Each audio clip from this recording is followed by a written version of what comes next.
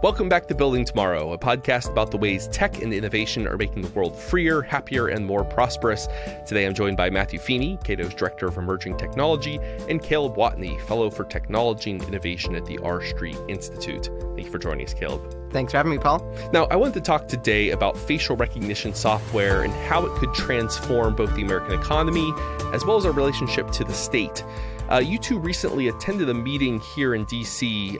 Sponsored by Amazon about their facial recognition program. So maybe we should just start, and we want to be careful about what we say about what was going on in the meeting, but just how does the software work?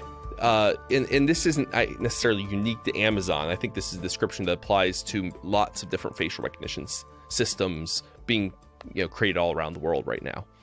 Yeah, so I think it's good to start with just like a basic description of what facial recognition technology does. Basically, it's a way of categorizing and filtering and trying to find patterns in faces so that you can, in the same way, I see you, I recognize the cluster of, atoms that make up your nose and your eyes and your like chin shape, and I can recognize, hey, that's Paul. You can basically train neural networks to do the same thing. It's a lot of the same technology that we've used to help recognize, hey, this is a picture of a cat, or this is the picture of a dog, or this is the picture of a cactus, or whatever. Yeah. And so there are lots of companies that are developing these sorts of technologies. Obviously, Google Photos is one that a lot of people interact with. You can search your database of photos, and I can look up pictures of myself or of Matt or whoever. And that's an easy way of sort of categorizing the world. That's all done automatically. But Amazon is somewhat unique because they have this whole system of Amazon Web Services, which are basically a suite of tools and sort of AI platform that different companies can use to build. They've essentially like compartmentalized machine learning in facial recognition as a tool that other people can use to analyze their own databases of photos. Mm-hmm. And examples of that might be mugshots, for example. But basically you can plug whatever you want into systems like this for identification purposes. So maybe all of the lawmakers from Iceland, or everyone in the English Premier League, or whatever data set you want, you can throw into it. And it's interesting technology, and it's I think it's fair to say that it appears paradoxically sometimes like eerily accurate and really interesting and innovative, but at the same time, you oftentimes hear of these, I think, sometimes overblown scare stories about how they misidentify people a lot. And we have to be careful when we say facial recognition. It's there are hundreds, if not thousands, of different vendors and specific kinds of software, and you have to be careful when you hear about stories of misidentification or of abuse, to be careful about not only who's using it, but also what was the actual technology that they were using. It's as diverse a system as saying self-driving cars. Well, is your self-driving car, does it use LiDAR or only radar or only cameras? Does it, what's the algorithm being used for it? What are the parameters being set? We're using one phrase to capture a bewildering array of different kinds of technologies. We just call it facial recognition. Yeah, but I think what Caleb highlighted early on is important to keep in mind, which is it's at base a way to identify human beings, specifically, right? This way of saying, well, this person says that they're Paul. Are they Paul? And that has tons of really cool and interesting applications. Imagining a world, right, where we get rid of those annoying ticket turnstiles at train stations, that you could just walk straight onto the train and the cameras capture your face and automatically debit your account, which is linked to whatever system. Maybe grocery store. There's self-checkout now, but with facial recognition, you could probably get rid of actually a lot of that. And all of that's really cool and exciting, I think. And there are also, home security applications that people are interested in. But like a lot of technology, I think there's widespread concern about law enforcement use of this stuff, especially given the access to photos and these databases that a lot of law enforcement have. If you think about it, a lot of adults have driver's licenses or passports or people who visit the country visa applications, and these all involve photos of faces. The folks at Georgetown did a study a few years ago, so if anything, it's got worse, which pointed out that at least half of American adults are already in some kind of law enforcement facial recognition database, and I think that raises questions that should be answered. I think it's also useful to take a step back and realize that, most of the time what software is doing, or especially what we call artificial intelligence, is it's just trying to, reduce transaction costs in human decision making or pattern recognition, right? Mm-hmm. And so in the specific case of facial recognition, it's just reducing the transaction costs of recognizing someone. And that has lots of useful commercial applications, and it has lots of potentially scary law enforcement and authoritarian connotations as well. Yeah, and maybe we should start with some of the potential positive applications before we get. I mean, there are scary applications. We'll get to some of those things to watch out for. On a basic level, it's not all that different. It strikes me as a scaling up of what you do. When you go on Facebook and your grandmother uploads a photo of you and your siblings when you were kids, I don't know, whatever, and it suggests, is this so and so? Would you like to tag them? Well, on a very basic level, it's looking through photos that you've previously been tagged in by your grandmother and suggesting, well, is this also Paul? Right? So it's very basic. It's not nearly as advanced as the kind of facial recognition software that Amazon is giving access to. But on a basic level, it just makes it makes it easier, right?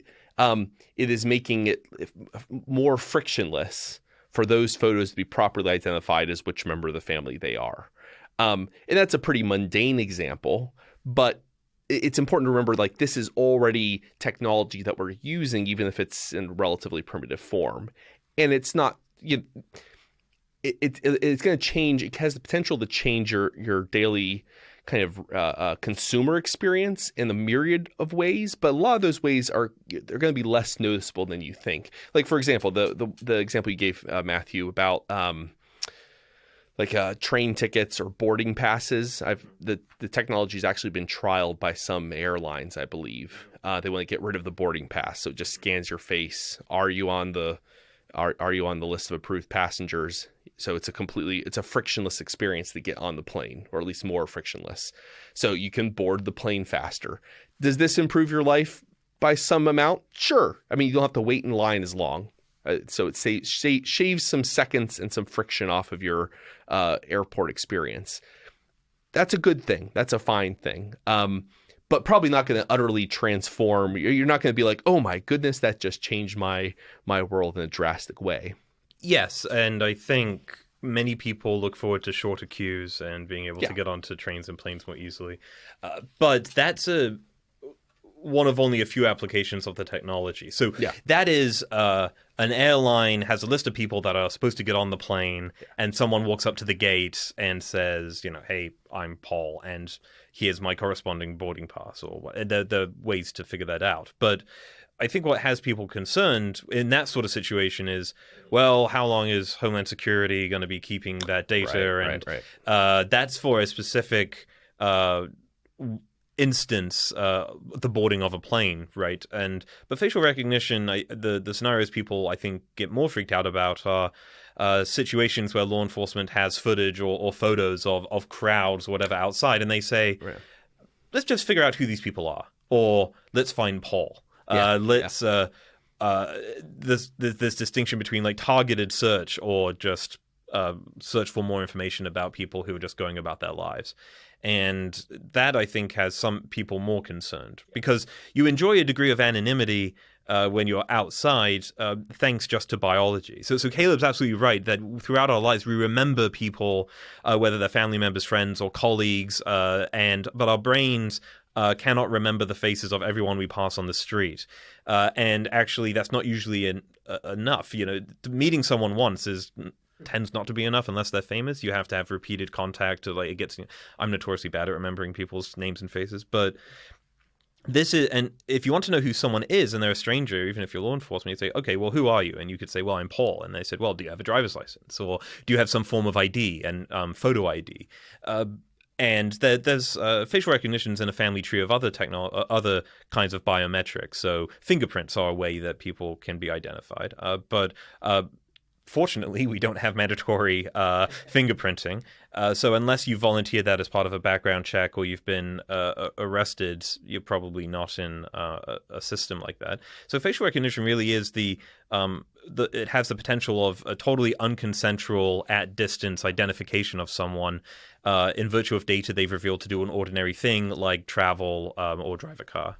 it feels a bit adjacent. I mean, this particular question, these people voluntarily submitting information that then gets used for purposes that wasn't their original intent, or even affecting. So, but it feels adjacent to the conversation about DNA databases, where folks just want to find out who where great grandpappy was from, right? And it ends up being used to solve a cold case murder involving a third cousin, or that data being sold to, for medical research by some third party company, right? Like, right. But I think this is actually slightly worse, if anything, because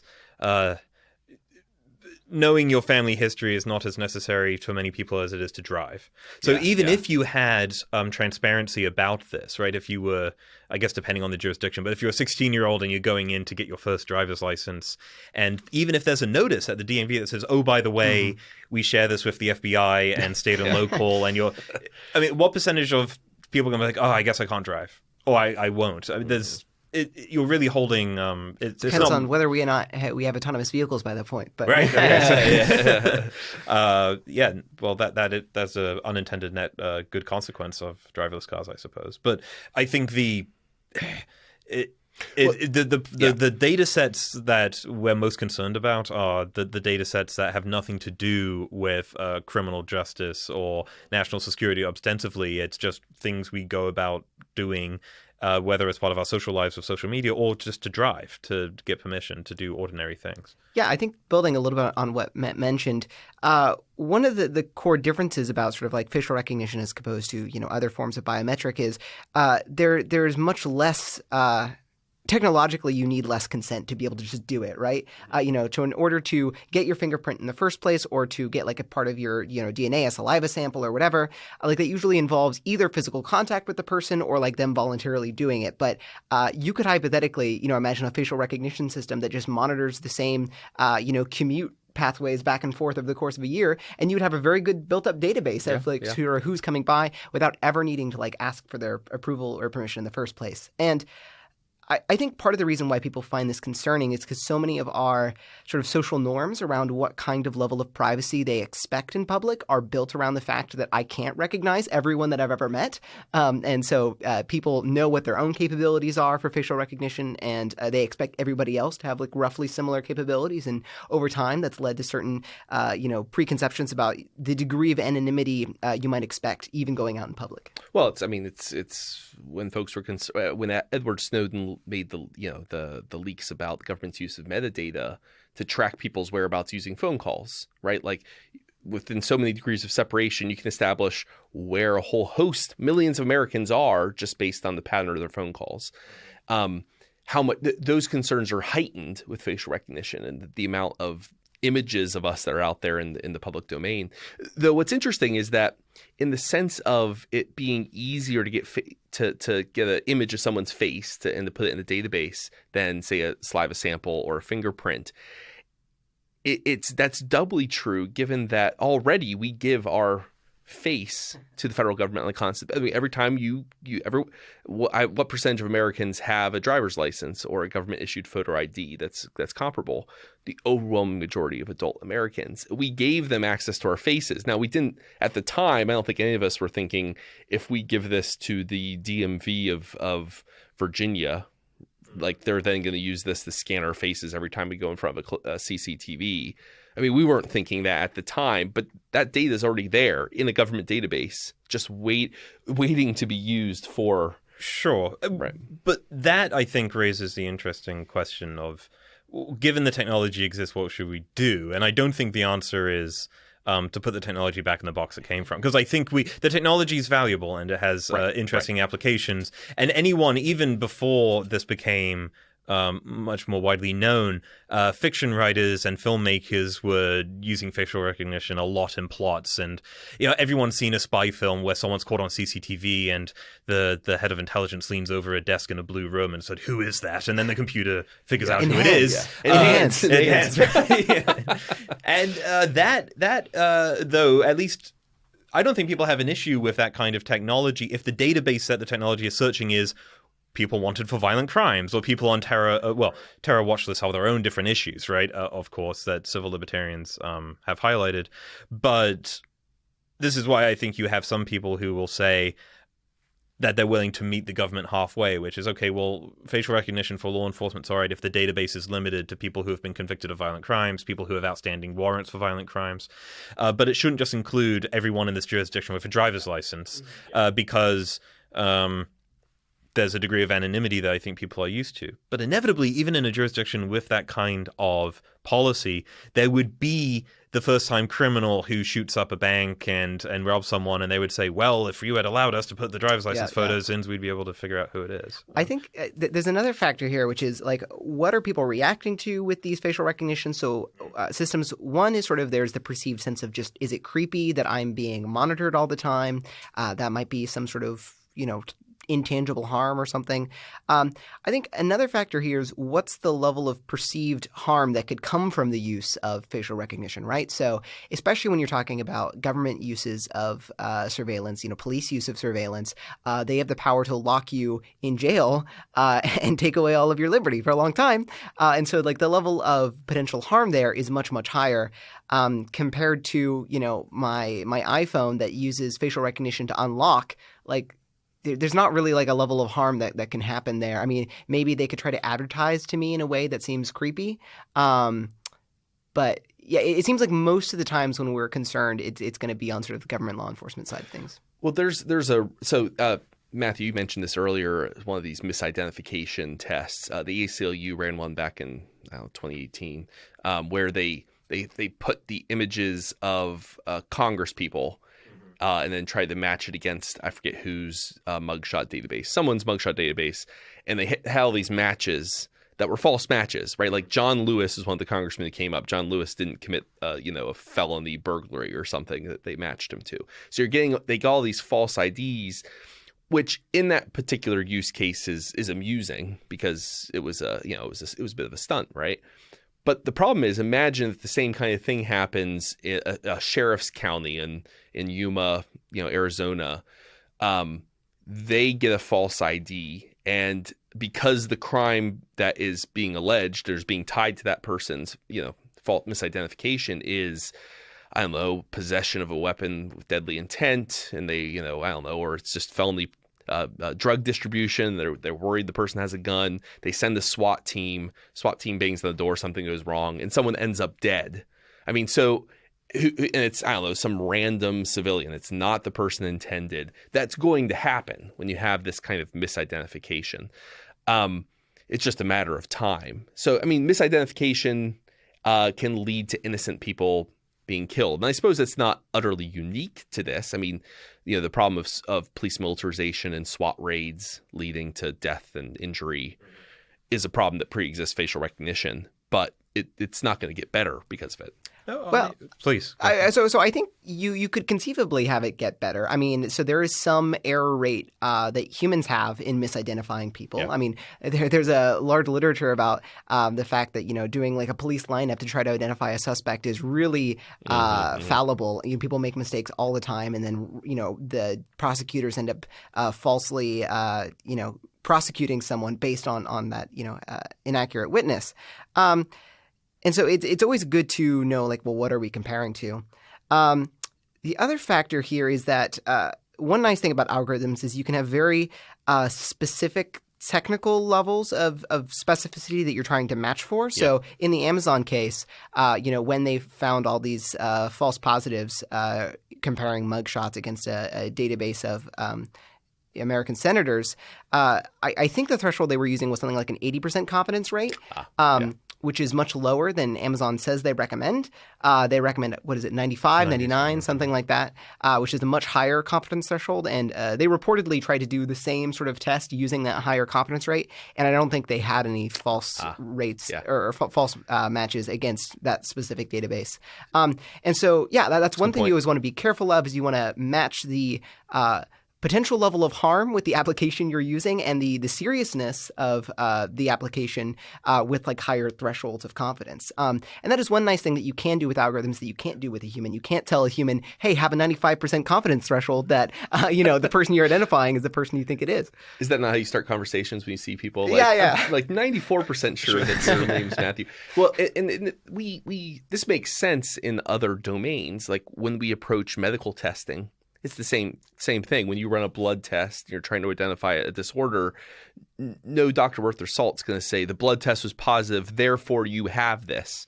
It's the blood test is positive, therefore it's likely you have this, and we're this % confident, so we're going to recommend these follow-up treatments, and we'll triangulate the results of all of them, right? Like you have to learn to use tools that produce, partial or the results are not black and white. Sure. Well, it has to be a confidence interval. And I mean, your scenario about the SWAT raid gone wrong reminds me of, or at least prompts me to think of a couple of policy solutions, or that could at least alleviate it. So one is something I've written about before, is that when police are deploying surveillance technologies or new tech, that they should be transparent about it, that they should have to inform the public that this is what they're planning to do. And for something like this, they should probably be transparent and ideally have it open source. Be like, hey, here's the technology, here's the vendor, here's our confidence threshold, here's how we're using it. And if we are going to have widespread use of it, you can imagine a civil libertarian group saying to the police department, well, if you're using it, then could we have a database of all your police officers so that we can identify your cops out in public? And actually build a system that identifies a cop in public and says how many times they've been disciplined, or what their track record is, or other departments they've been with. It could be a two-way street. Transparency could be utilized here for benefit. And sorry. Yeah, no, totally. I totally agree with that. And building on that, sort of in an adjacent domain, I've written a little bit in the past about the use of, say, risk assessment algorithms being used in the criminal justice system. And one of the things I've come to recommend there is, sort of open sourcing it, making it open and transparent. Most of the time, you would want to avoid transparency when there's some risk of like gaming the algorithm in some way. So you probably don't want the algorithms used to detect tax fraud to be open to the public, because then people can know how to fool the algorithm. Right. But usually on things like facial recognition or assessing risk in a criminal justice context, most of the ways that you would fool or game the algorithm would be like by reducing the level of risk, which is kind of what you're getting at. And so when there's not the risk of gaming the system, then making it open and transparent to the public, it can increase sort of public understanding about how these technologies work in the first place. You can have civil libertarian groups constantly be checking these, pointing out where are the data sets flawed, and in what ways is the algorithm biased in one direction or the other. And then that can hopefully end up getting you to better results. Maybe we could talk about some of the worst case scenarios here. So what we don't want, and I think we'd all agree about this, is we don't want a what they called the Snoopers Charter over in the UK a couple of years ago. It was called the Investigatory Powers Act, which basically gave British law enforcement warrantless access to any CCTV in the country. So not just ones that were on government property, but any CCTV, closed television circuit at any business. The cops can just go and say, well, for interests of fighting crime and national security, you need to give us your closed circuit, right? You don't want that kind of sweeping access. Is, I think, the kind of excessive use of so here you can imagine if you go to Walmart, there's a camera as you go into the Walmart that takes your image. It's one thing for Walmart to use that for some purpose, and they did trial a facial recognition system to prevent retail theft a few years ago, though they didn't follow through with it. But it's one thing for them to have access to their own database of people who have opted in to going to Walmart. It's another thing for the government to be able to, without a warrant, say we want to track where this person who we'll say we suspect is a terrorist. We want access to how many times they went to Walmart and what things they bought there. And have access to all that information without a warrant process, without having to go to a judge, right? So there is an extreme that we don't want to go to. But again, we have a system for trying to prevent some of that abuse of power. Warrants, right? Now, That's a useful check in the United States. Yeah. And when you start talking about what are the really dystopian negative use cases of this technology, it's usually in countries and jurisdictions where there aren't the same sort of checks. Yeah. So you look at some of the ways facial recognition technology has been deployed in China, some of the ways it's now being outsourced to countries like Venezuela. You get to some like really concerning like police state. We're constantly monitoring you, not just for like, did you steal that woman's purse and can we track you down? But like, are you a political dissident? Are you disagreeing with our, central one-party state? And now we can be constantly monitoring you and trying to, prevent you from organizing rallies and things like that. And I think when you're dealing with jurisdictions where there's much less you can already say that the United States doesn't have like a good track record on some of these civil liberty things, but we're still relative to lots of other countries that are also starting to experiment with this technology much worse than us. This conversation reminds me of something my friend and former colleague Adam Bates would say. Adam used to do criminal justice here at Cato, and he's from Oklahoma, and he had this great phrase. He said, Oklahoma's like what people think Texas is like. And when it comes to national intelligence or surveillance, I always say, no, GCHQ is like what people think the NSA is like. Like the British have really, unfortunately, I think really embraced a lot of this pervasive surveillance, which is especially unfortunate for a country that really housed George Orwell for a big part of his life. But though I should note they made an exception to that, to the warrantless snooping bit in the Snoopers Charter, which was that if you want to spy on a member of Parliament, you got have to draw the line somewhere. There you have to get the Speaker of the House of Commons and the Prime Minister to sign off on. Right. I don't actually so in the US I think something like that would be harder. As Caleb is, we're certainly better than a lot of countries. I'm still not perfect, but trying to restrictions on that kind of what you see in Britain, I think that would be much harder to do on this side of the Atlantic. It's access to private cameras versus public cameras isn't actually that much reassurance, because then the government just builds more cameras and just puts them out more. The U.S. courts have had to deal with tracking, warrantless tracking. They've done it a few times, but we've been chipping away at this with the Jones decision and Carpenter and all these other decisions, but we still haven't had a question that I think comprehensively deals with the tracking of someone using at least so Carpenter dealt with cell phone tracking, but it came to a very, very narrow holding that is specific really just to that kind of technology. It will prompt a lot of litigation, I'm sure, but it's a difficult question of with facial recognition and drones, this persistent aerial surveillance becoming much easier. Forget CCTV on the street, the ability of one or two machines to keep a city under basically constant surveillance. We kind of have to ask the question, how much anonymity should we enjoy? And the difficult thing about that is, as we discussed earlier, that a lot of us can do things that are totally legal but still perhaps societally suspect because people don't have good memory. So you can do things that are totally legal but people think, I don't know. So people who go to gun shows or strip clubs or abortion clinics, who go to certain religious ceremonies, all of that stuff is legal. But you might be less likely to do it if someone's going to take photos of your car and tracking license plates. Or so the worry is not so much worrying about, what does this mean to when it comes to violent crime and the stuff we can all agree is really bad, but the cost of how many people will just decide, I would go to the protest, but I just would rather not. Or, I would actually like to go hunting, but I'd rather just not. And that's a difficult question to answer. And that's more likely of a problem than, I think you are absolutely right, Caleb, with the specter of what China is doing with Uyghurs, tracking the Uyghur people in Western China, where there was someone who hacked a Chinese government database that had 2.5 million unique entries. So for different mostly Uyghur folk, tracking precise with I think it was tens of millions of data points coming in every week. So to the best of their ability, 2.5 million people were being tracked everywhere they went outside of their house,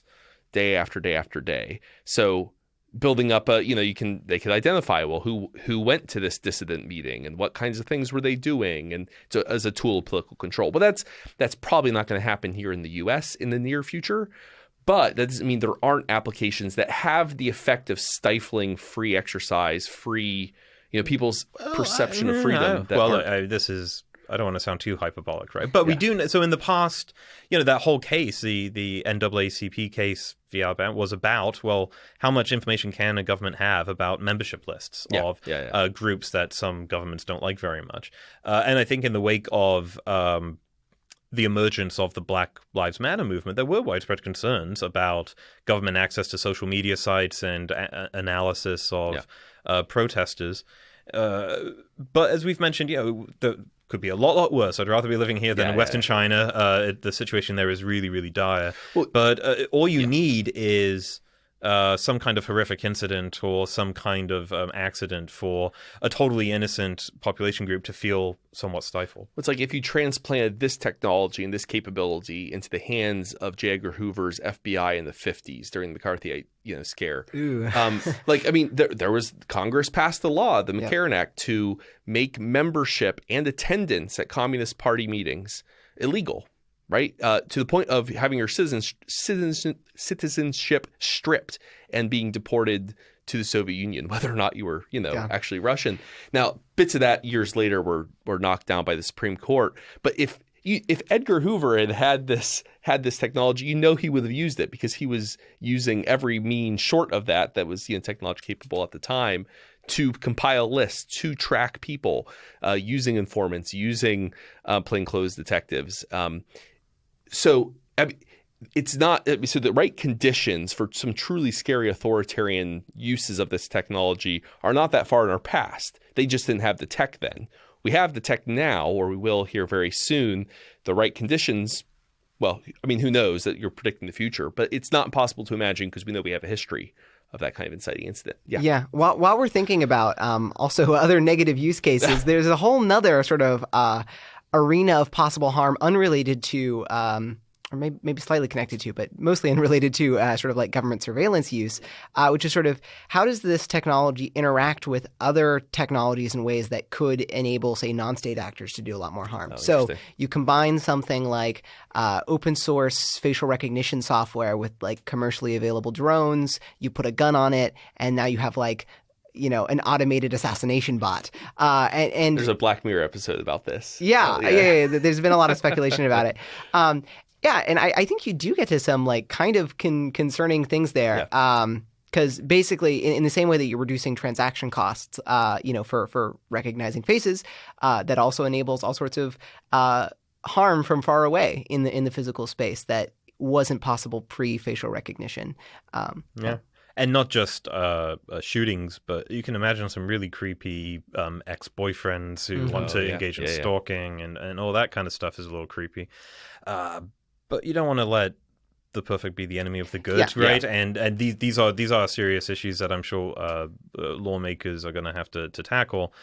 The worry, I think, a lot about what at least Caleb and I do is to try and be enthusiasts for new technologies while also trying to make sure that the risks are highlighted, because the last thing I want to come across is as a technophobe, right? Yeah, no, absolutely. And you have seen. I saw. Wasn't a Signal? A reporter at Vox who used to be at The Atlantic. She reported on religion and Uyghur stuff. She was here at Cato, a panel we had about the Uyghurs, and she had a piece at Vox recently about how there's some applications of AI that there should just be a red line that we just don't go there. I don't think that's the right approach. I think we shouldn't try and put this stuff away. We should try and think of a way to make regulations and laws that make the technology awesome and make the more frightening stuff harder to implement. Yeah. Well, and the dirty little secret is that if tech has a compelling use case, you can't stop it. Especially we don't live in a one world government, one world system. There were attempts in during the early modern era to prevent printing presses from being built in particular, princepips. And that didn't work so well because it turns out the printing presses just print stuff that then gets smuggled in, right? You can't stop the tech. Mm-hmm. So the question is not should we or should we not have this tech? It's coming. The question is, what are we going to do about making sure it's used in the best possible uses and not used in bad ways. And maybe we should talk a little bit about some of the positive use cases, just so we don't end on a really down note. So I mean, there was some cool stuff. I mean, I mentioned earlier retail loss prevention. So the overwhelming majority, and my partner worked in retail for a while, the overwhelming majority of shoplifting is a handful. It's a very small percentage of customers. It's not like 20% of all people who go into a store try to steal something. It's like, a 0.1% of shoppers are inveterate shoplifters. So if you can identify that really marginal case, that person who's the kleptomaniac basically, or has a practical eBay business on the side selling stuff they steal, if you can identify and stop them, you can stop a big chunk of that retail theft. There's a company called Faceless, which uses like entrance camera data to recognize. So if you get caught stealing something, that company will take your picture in exchange for them not pressing charges. They will have them waive their right to their image. So they take your picture, let you off the hook with the cops.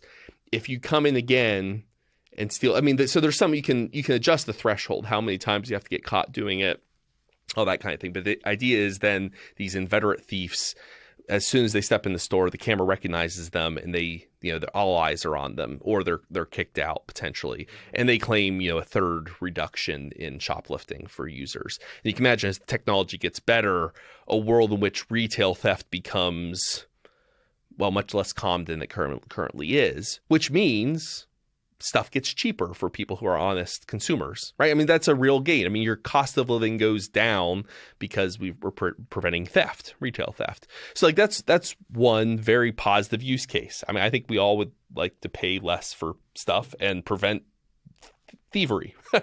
I think we're anti-thievery in general, I suppose, here at Building Tomorrow. There's other use cases that are probably more about convenience, like home security. I think even right now, the Google Nest IQ, you can use it as a camera you put in your house, and if it's just your family members, it recognizes them. But if like a burglar broke in, it'll send an alert to you saying unrecognized person. I mean, so there's some marginal gain utility for home security. You can imagine a world in which you don't ever have to one of those. What's the company with the doorbells that have cameras in them? The basic tech. I mean, imagine if you want to get in your house, you don't need keys anymore. You just the doorbell scans your face and like, oh yeah, you belong here. For sure. Yeah, I think there's a bunch of ways in which we interact with the world and are kind of like slowed down, or things are more expensive because of the transaction costs of going to our car, or going into our home, or unlocking our phone, or getting around on public transportation, or any number of ways that you could like really make seamless, easy experiences. And those sometimes seem like marginal gains, but they can have like pretty big like overall impacts. I'm also curious about it's oftentimes difficult to predict what are going to be like new like sea change, uses of technology that are really impossible to predict until they come about. And I think there's potentially some interesting overlaps between like AR and VR and facial recognition, and kind of just like exploring the world around us in a different way. Again, it's hard to know exactly what those look like, but I think there's some promising applications. Another application, actually, I think the thing I mentioned earlier with Amazon was actually just like install a lock and you can let the Amazon guy in to drop the thing. So not facial recognition. But anyway, I think you could layer facial recognition onto that. You can imagine a situation where that's pretty easy. One that could be valuable is missing persons, not like people with dementia who go walkabout. If a family member is happy to volunteer a photo to an agency to do a search to find people who are lost, missing children, all that kind of stuff. It might just be because I just wrapped up the 3rd season of True Detective. I remember thinking if they had facial recognition, this would be a lot easier. Law enforcement do more than just investigate violent crimes and bully protesters, right? For sure. There's people go missing, and that's a significant concern to their family members, and a world in which someone could say, "Here's a photo of my father who has dementia. Let's see if he's popped up anywhere." That'd be really cool. You can also do some interesting stuff trying to prevent like sex trafficking. Like Thorn is doing some really cool stuff here, where if you have a picture of like the missing person, you can like reverse search like a bunch of different live webcam situations where oftentimes these victims are, and then reverse trace their IP and find the victim and help recover them. And so those also seem like promising uses. Sure. There are some medical use cases as well where you would it's kind of like with law enforcement. So we're not talking 100% sure, intervals of confidence, 99%, 95%, but they've actually used facial recognition software to identify a lot of chromosomal and genetic disorders, which will often manifest on the face, sometimes in ways that are more subtle than the human eye can detect, but that leave trace markers on like the bone structure of the face. And they've actually had the software outperform even expert doctors at predicting, just based on a scan of the face, how likely someone is to have Williams syndrome or DeGeorge or even Downs. And so it's not something that like it's going to replace doctors, but be another kit in the toolbox that like you go into your primary care physician with your kid for their regular whatever year checkup it is, and they do a quick scan so that there's an 80% chance that this kid has this chromosomal disorder that wouldn't have been detected otherwise, unless they went to an expert, which you're not going to do unless you have some sort of indication. But you're able to intervene that much earlier in the developmental response and improve life outcomes. I mean, so there's really, and this is just the stuff that we can kind of maybe hint at right now. And I think your point, Caleb, that there's unknown knowns. I mean, there's stuff we just are known unknowns. There's stuff we don't know how this will be applied. And so we should be open to the beneficial outcomes that if we just let this technology grow. That said, maybe we should talk about some. So what do we do here? The ACLU has called for a complete moratorium on law enforcement use of facial recognition software until, well, they just kind of some indeterminate point. What would be the first step? So like, Matthew, if you had to say, okay, the Baltimore Police Department, they've considered using surveillance drones that circle the city, taking a record of where everyone in the city is, and there's been proposals to trial this kind of software, and they're layering facial recognition software on top of that. Like, what should they do? I mean, so if not a complete moratorium, what right now should be done in terms of policy? Right, I suppose... I'm actually in the middle of writing a paper on this, but so spoiler alert. However, that they could change. But sitting here now, I think there are a couple of necessary conditions I would like to see before police implement facial recognition technology. One is what we discussed earlier, which the technology should be... The local government should be transparent with the public about what kind of technology is being used. Ideally, it should be open source so that people can look at it, and they should be... open and transparent about the kind of thresholds they're using it for. I would also like to ensure that the databases are purged of everyone who isn't wanted for serious violent crime. And I would also, I'm pretty sure I would like this not to be done real time or implemented with body cameras, right, in real time. I think that this should primarily be an identification tool for people who have been arrested and should also be used as part of investigations, that it shouldn't be a tool for cops just to identify people on the street. Now, some people will object to that, but I think the reason I don't like the idea of real-time facial recognition is inevitably my other proposal of having only a database of people who are wanted for violent crimes will get expanded. And the situation that we saw in Ferguson, the DOJ report highlighted how just the enforcement of warrants for really petty stuff just had horrific effect on police community interactions. And I think real-time facial recognition has the potential to make that sort of thing a lot worse. So yeah, those are 3 or 4 policies I would ask for. Yeah, I think it's also worth just taking a step back and recognizing that as pro-tech as we are, and as much as we want to see, building tomorrow, we want to get to that cool future that we all imagine. And as much of a fan of permissionless innovation as I am, that doesn't necessarily apply to the government. It's totally fine and appropriate to have lots of stringent checks before we start letting the government use new technologies because they don't have the same sort of feedback mechanisms, right? We talk a lot about the importance of the market discovery process and letting us get to better net outcomes. But part of the reason that we trust that is because there are profit and loss signals. Consumers can opt in and out of various regimes, and the ones that people don't like are going to end up eventually being forced out of the market. But there's not the same check on government behavior. They can continue doing something indefinitely, no matter, how much people object to it or the negative societal incomes that it has. And sort of the political correction process is much less attuned to customer feedback and is much slower in some ways than market feedback is.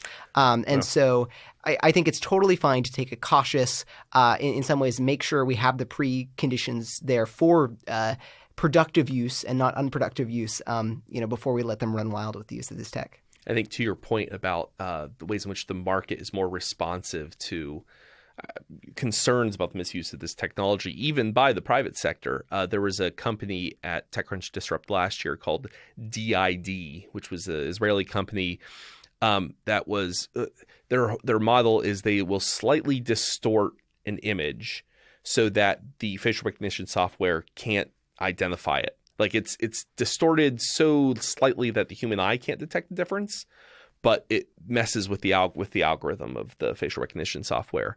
And their use case is that platforms. So let's say Facebook finds out that people are really creeped out by their use of facial recognition software.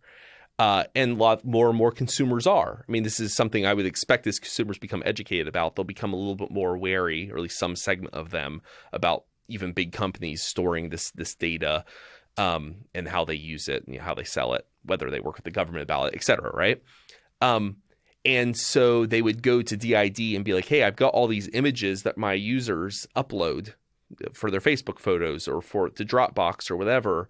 Could you distort them so that I can reassure our customers that even if we wanted to, we couldn't use this as part of a useful facial recognition database, right? So like there are already, market mechanisms creating, a kind of a technological pushback against the use of facial recognition software. Yeah. That's cool. Yeah. Yeah, and I think we're going to continue to see there be, whenever new technologies come out that try to break down transaction costs or barriers, there's going to be technologies that come and try to, put them back in. And so there's going to be in some ways like, a back and forth arms race as technology continues to evolve and adapt, and that's fine. The other thing I would note is that in some ways we want there to be a little bit of space for the public to have evolving norms around privacy. I think sometimes we take, pre-existing norms as a given that this is always what should happen, and that what consumers express now about the relevant trade-offs between privacy and new technology and convenience are always going to be the trade-offs that they're going to want to make in the future. There's a story Adam Thierer from Mercatus always likes to tell about sort of the adaptation of the camera in society. And that, it used to be you had a reasonable expectation of privacy about what your face looked like. You could go to the next town over, and if nobody had met you there, you wouldn't expect anyone to be able to see you or recognize you based on the fact that they hadn't met you yet. And then you could maybe sit, in front of a sketch artist for several hours, and they could take a detailed, sketch of your face, and then, you could make copies of that or something. But unless you were willing to do that, it was very hard to replicate what someone's face looked like. And then suddenly, with the invention of a camera, you could take a snap and take a picture of someone, in some ways, oftentimes without their consent, and then now you have a picture of them that you could replicate and post all over. And there were a lot of famous court cases where Supreme Court justices were kind of freaking out about the privacy implications of this, and some people were recommending we need to preemptively, clamp down on the camera. We're concerned about the interactions of this on society. And consumers basically decided, this is a really cool tech. I want one too. And people's kind of norms about what was the reasonable expectation of privacy slowly began to change. There was still pushback. Obviously, if someone tried to bring out a camera in a bathroom, they're going to be shamed if there's other people around. They're going to say, hey, what are you doing? Put that away. Right. And so obviously, we don't want to rely on that as maybe our only mechanism for shaping the future of, facial recognition technology. But that is one thing to kind of be aware of. We want there to be some space for cultural norms to kind of evolve and adapt over time. I think on that note, we'll close up for today. But Caleb, thank you for coming on the show. And to our listeners, until next week, be well. Thanks for listening. Building Tomorrow is produced by Tess Terrible. If you enjoy Building Tomorrow, please subscribe to us on iTunes or wherever you get your podcasts. If you'd like to learn more about libertarianism, find us on the web at www.libertarianism.org.